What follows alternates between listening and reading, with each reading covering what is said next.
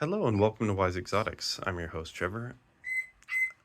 Today we'll be doing the end of February, start of March for the video log series of 2025. For those of you new or returning, I hope you had a good February. This is simply a video log series I do to mile marker, kind of, see what's going on, list the good, the bad, things to be aware of, changes, stuff like that. So, to start off with some sad news, as you can hear, there are a variety of birds in here. There were prior 5 birds. Sadly, both of the lovebirds have passed on over last weekend.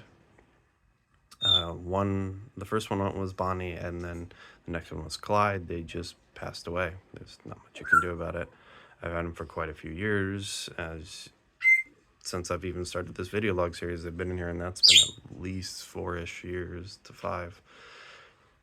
So things happen, but sadly, the birds are no longer with us. May they fly off to birdie heaven.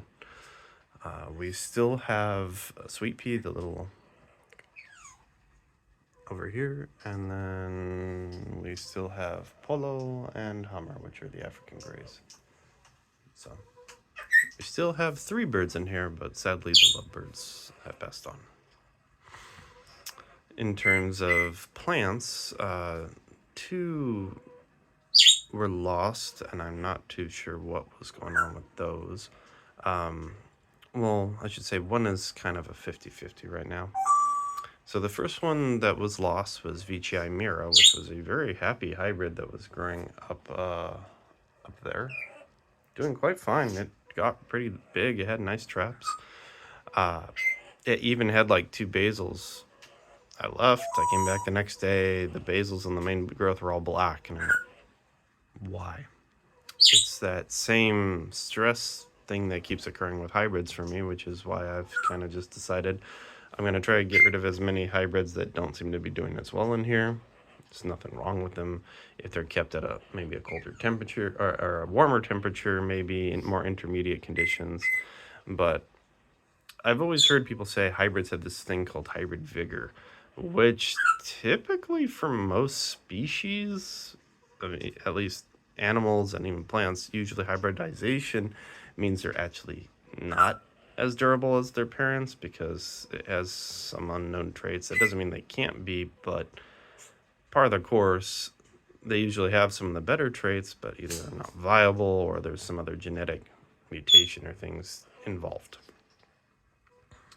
I've always had more problems with a lot of the hybrids being sensitive to temperatures, especially increasing temperature range really rapidly from hot to cold, and we've had a couple of weird days in February where it was like, it's usually been about 50 to 45 outside. All last week, for whatever reason, it jumped to 80, and then it rapidly dropped to like 35 outside, so it was a weird week. Usually that doesn't bother plants, but for whatever reason, sometimes I've had hybrids react badly where they stress out and just die.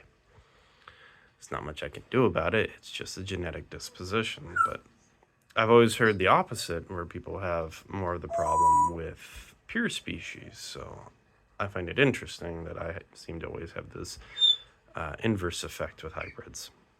My personal thought of it is hybrids are able to handle things in an intermediate range at a much easier capacity than their parents. And I mean, they are bred and were grown more to handle household conditions, which, maybe that would be, you would think of that like 50 to 80 ranges, not very much change, pretty stable conditions. And that's where I think that hybrid vigor comes into play.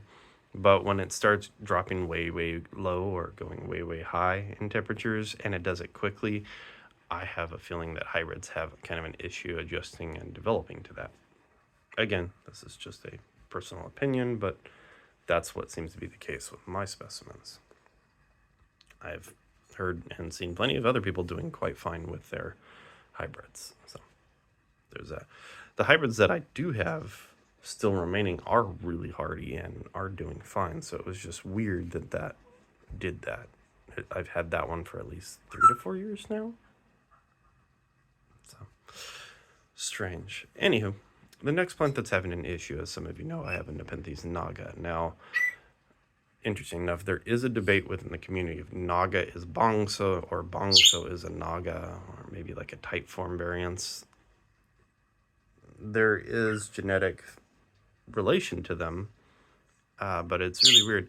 They actually put, in terms of genetics, that it's bongso, then closest relation is intermis, which is this other toothy plant in that area, and then it goes to naga. And it was like, but they've actually proven genetically that naga and bongso are closer related than that species. So I don't know why the order is as such, from what I was reading in some scientific articles about it. It was very strange. Now, my naga started having a fit during the heat wave, which is ironic. My bongso haven't cared at all. The naga was from Jeremiah Harris from quite a few years ago. I got it when it was like that big. It's been growing fine. It grew big. I put it out here. It was doing well, and then last year's heat wave hit, and it just tanked. It shed its roots, which is typical of some highland species. When they get stressed, they will literally just break down their root system. It's strange. So I did a treatment of that. Hydrogen peroxide with like 12 parts water. That seemed to stabilize it. It did it again. The leaves kept shrinking and malforming. It didn't have any parasites or anything. So it's currently rebagged and repotted up in a smaller pot because it lost so much root structure. I'm hoping it will recover and come back, but if not, I'm just stating that's an issue. So at this time, most of the plants over here are doing quite well. As you can see, Taffy's got this beautiful trap over here, which is my Veitchii, the largest one. My newer Veitchii is down here, which I really do enjoy this one. This one actually ages to this parasum being almost pure black. Now check this out. It actually got a variegated streak, a couple little spots here and there. And it's starting to open up a new leaf, so I'm hoping maybe that variegation will push through. But that means that this one actually does have genetics for variegation. Even if it's not strong, it's at least there. So if you bred this one with another one showing this trait and you keep doing that patterning, that specialized breeding, you could in fact make a line of dedicated variegated Veitchii. So that's kind of interesting. Now this Veitchii is actually going to be going out Monday. I did sell it. It's going to Dragonleaf. He had been looking for one and I offered it. So that's all there is to it. We got some new traps developing. I really like the contrast on this. Hose Mountain Exbario from Carnivoro, doing quite well. Veitchii, one of my larger ones. Or I should say that is actually my larger one. Getting a new trap, a lot of little wavy leaves. Let's see, over here. My other one, the trap is down here now for some reason. That one's doing quite well. Just got to figure out why it's all the way on the ground. Put you right there, maybe that'll...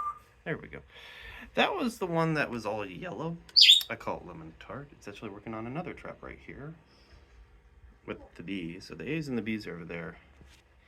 The BE4021 that had the dual leaf is just fantastic.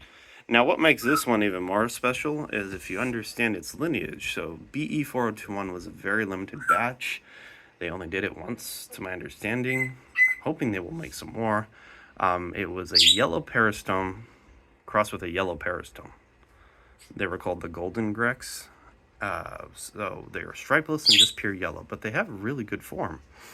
That's their offspring. It gets pink, fades to yellow with these crazy wings with little spots in them. It's golden peristome, but with intense striping, nice flare. So I was really surprised how this one reacted and has been behaving since. I did get some sarracenia. One of them, which is right here, is not doing as well. I don't think it's dead. It's just like it got too hot, but the other two seem to be fine. I did repot the hamadas over here, and they seem much happier since I did that. Paloensis and Velosa exhumata. The Velosa exhumata is probably going to be going out. I'm doing a trade for some Veitchii with a friend, so that will go. I got my large ping. When I was sending out the Red Leaf Exotics 42, I did pull it out, and then I've got the variegated ping right there. That was in the tank, and it seems to be doing fine out of the tank now. Some of the pings are in pots, just because I like them there. The Clip-8 is doing well. Now, this one has always been a weirdo, but this is the one that gets that striations in the leaf. I was actually told it's like a vein. It's called like dark. Dang it, I knew it the other day. It was like dark vein or vein coloration. Well, basically, its veins color up to like a dark green over time, which is weird. I don't see it much in a lot of Nepenthes, so it was interesting that it's more like how aeroids do it. It gets patterning. So the little Clip-8 is down there doing fine. I might shift these around just a bit. Clip-8 here is a critically endangered lowland species that I am growing in highland. There's Taffy with its absolute flare right there. Excuse me. Look at that trap. That's just crazy. That actually reminds me more and more of its sibling Big Red that Tyler from Sweet Trout Tropics has.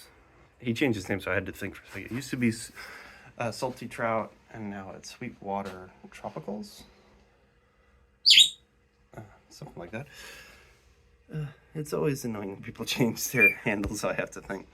Pudica. I know I had some questions about Pudica. Yes, it is the underground trap. It does have a trap over there. It does not, at this time, have underground traps. A friend of mine did the same exact potting structure, which is, this is a clear pot. It does have vents on the side as well as the bottom. His did have a little basil trap pushed through the side of the vent out at the bottom. I was like, oh, that's cool. So this does seem to be the better method. They do like to be up pot. They do like a lot of aeration, so that does seem to help. You'll see there's a sticker there. It's actually from my friend Baked Burb. I'm probably going to hide stickers that I got from him in packages. But he is purely dedicated to growing Nepenthes Burbigiae, so he calls himself the Baked Burb, or Baked Out. So that's his new little sticker. He sent me a bunch, and so I put it on my Burbigier's pot to be Burb approved. You can take that as you will, but I thought it was fun. Anywho, I have put Alba Americanata back out here. I saved one of my seed run little pings.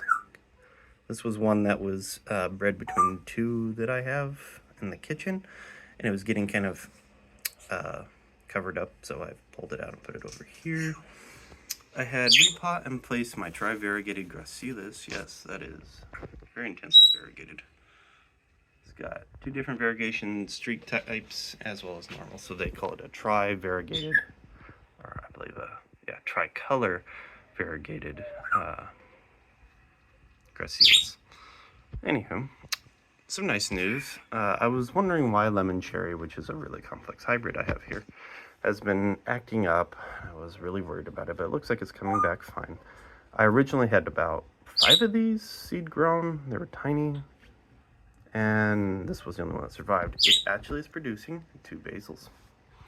This one has, it's almost like the inverse of Ampulara. That's the best way I can put it, where amps are usually kind of a greenish color with some striping. This one makes traps, if it was active, that are look like an amp but are red with intense yellow striping. It is very vibrant, and it's one I've quite enjoyed growing in my colder conditions because I typically can't do amps very well. I don't know why. You can see that Raph is hiding a trap there. My seed-grown Akazuka Nexbario is pushing a new leaf. It kind of slowed down during the winter, so I was a little worried about it. You can see that beautiful red trap. That is my card 207. That's the only one I have of that. Doing well. There is a basil on one of my Veitchii. It's the first basil I've had on a Veitchii, and I have to figure out which one has it. There it is.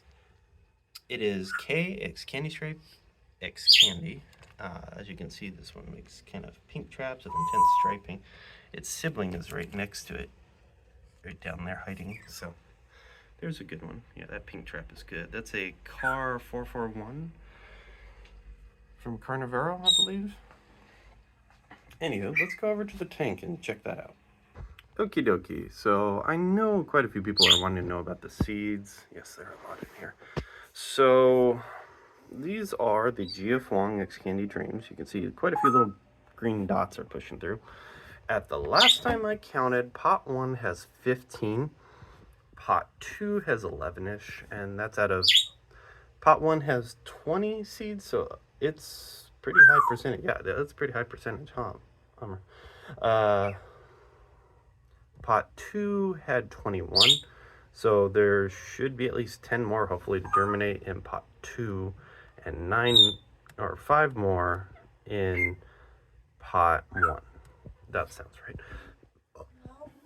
Hello? There is a little green macro growing in here from the random macro pot. I did an experiment with some of the older seeds that were here. So what I did is I hand took them out with trusted tweezers, very delicately sifting through, pulling them out and putting them in a jar. In the jar, there was 1 part water to 1 part hydrogen peroxide to 19 parts water, a little bit of sugar in there, and this was something Jeff, aka Nepenthes God, had told me to try.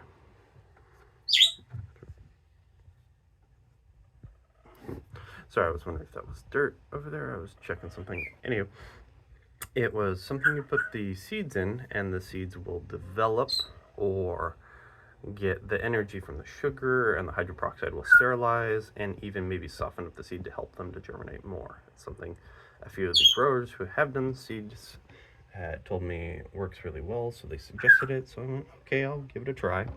So we're calling this a second chance for some of these seeds. So I haven't seen anything yet, but I'm hopeful.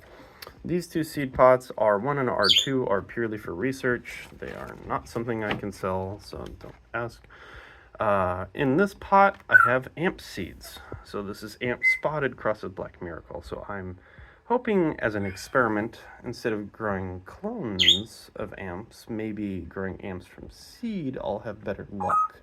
And maybe have some that are predispositioned because they've grown up in this colder environment to handle highland conditions. So people like me who like highland plants but can't have amps for whatever reason might be able to grow ampularios easier. So that's my personal take on that. So hopefully that goes through. One of my new little Veitchii, and very interesting one. This is AEP001, which is Alpenglow Exotic Plants. Really nice. Contacted them because I ran across one of their posts and website and checked it out. They had some good sales, so I snagged. Look at this macro. So this is the sibling to this macro, technically. So this is BCP clone 1998-11. This is BCP 1998 clone -23. So this one used to be my bigger one, and it's doing quite well, mind you, but clone T seems to finally be getting some nice jumps. I was really happy. This was only 150. I haven't seen a macro below 200 in a while, so I was really appreciative of that.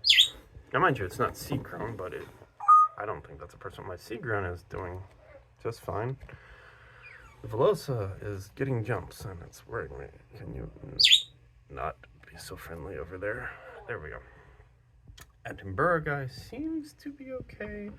I'm always a little worried about repots because Attenborough and some of these are very sensitive to movement and vibrations, so I'm kind of just watching them like a hawk. That's the best way to wear. I did repot the Eddie. Got a nice leaf jump right afterward. Very happy in this new pot. Argente, it actually looks to be making some traps. So I'm excited to see how that progresses. If you're not familiar with the Nepenthes Argente, it is kind of an uncommon one because it actually remains very tiny. Now, it's a species that lives on top. It's closely related and actually has Nepenthes sibianensis, which I have one growing very close to it, and they both weathered very harsh conditions on this one mountaintop. They have not actually found all the populations for that species, to my understanding, because getting to it up at the top of this mountain, there's a lot of spikes. It's very dangerous, so it's kind of do it at your own peril, and it's not an easy trek. So there is not a lot of documentation or information on these. A friend of mine had one, so we did a trade, and I got this one. This is actually a female, verified. This is a BCP clone. Singulana is hiding back there. Now, in these two bags is my diabell code number 4. Why? Because I'm paranoid.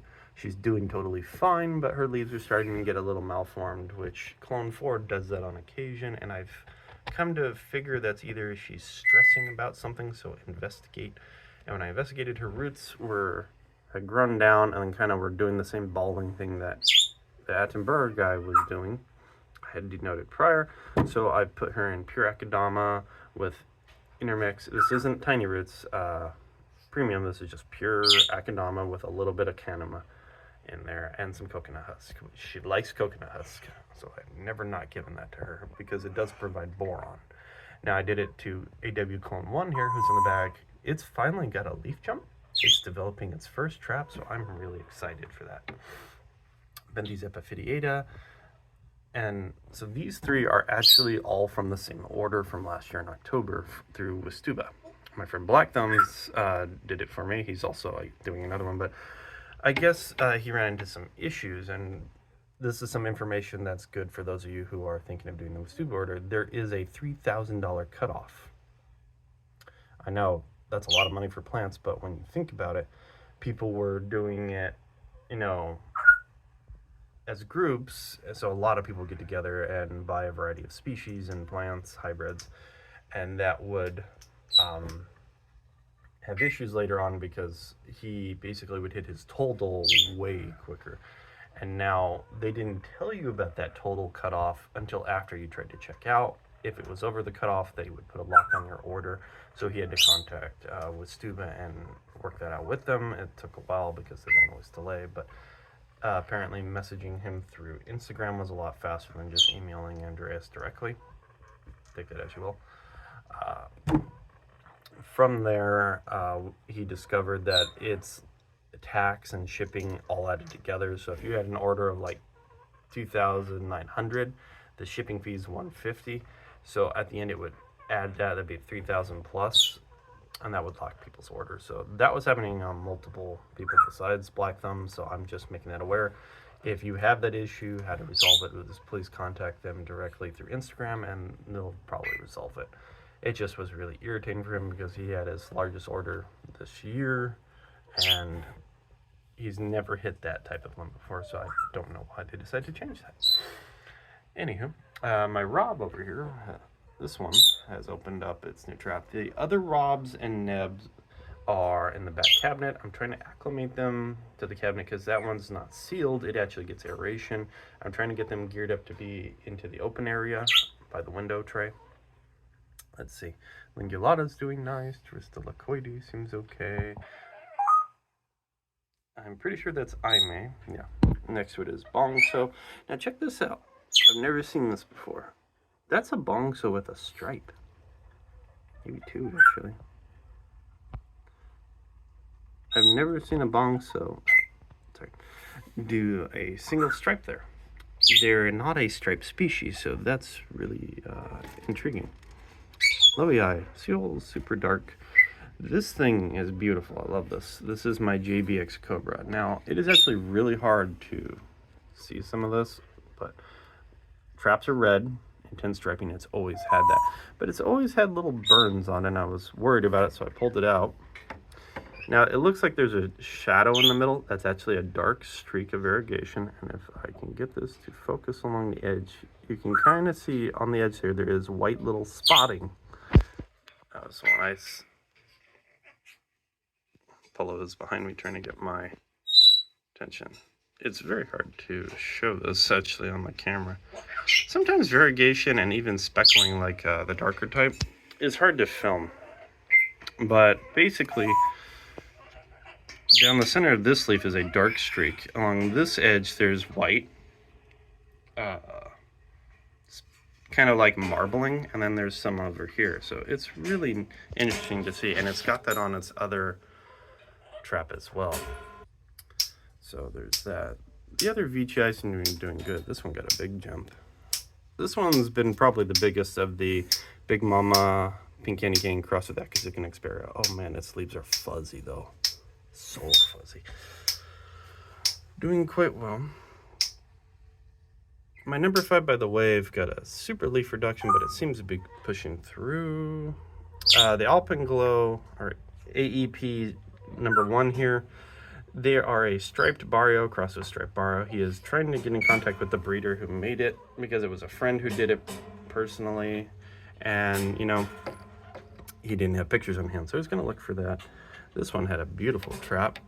That is KX Barrio. And then that one is Barrio MTX Cobra. Look at that trap, nice and pink. The M from Mike is doing quite well. This one is a KX Pink Candy Cane. I got this one actually from Jacob, but I found the tag gives it away. It's from my friend Adrian. So those are his tags. So Adrian sold it to Jacob, who sold it to me. So I have some plants that have bounced around quite a bit. The Rajas are doing okay. I did up pot this Raj into a larger pot, which there was an irony. So I bought a 5.5 inch pot. I thought that would be really big, but it was too big. I thought it was not going to be as big and deep as it was, which will be good later on. But oh man, that's too big. I'll have to order another set. And I opened the package. There was actually 4 of these 4-inch ones hidden inside, kind of as a bonus. So that's what I used to repot Diabolica, Edwardsiana, and this Raja. So I was like, oh, well, that worked out magically. In this corner, you can see some little seedlings. These are the JF001s. Right down there is the Ritzix Barrio. This is the only Ritzix Barrio. I think there are 2 in that pot, actually. Maybe 3. That I was trying to see how they would grow in the tank conditions versus their dome, and it's about the same. I haven't really seen any difference. Belly Eye X Sarracenia is over here, and then my larger Northiana. This is the seed grown from BCP, I believe. Yeah, BCP seed grown.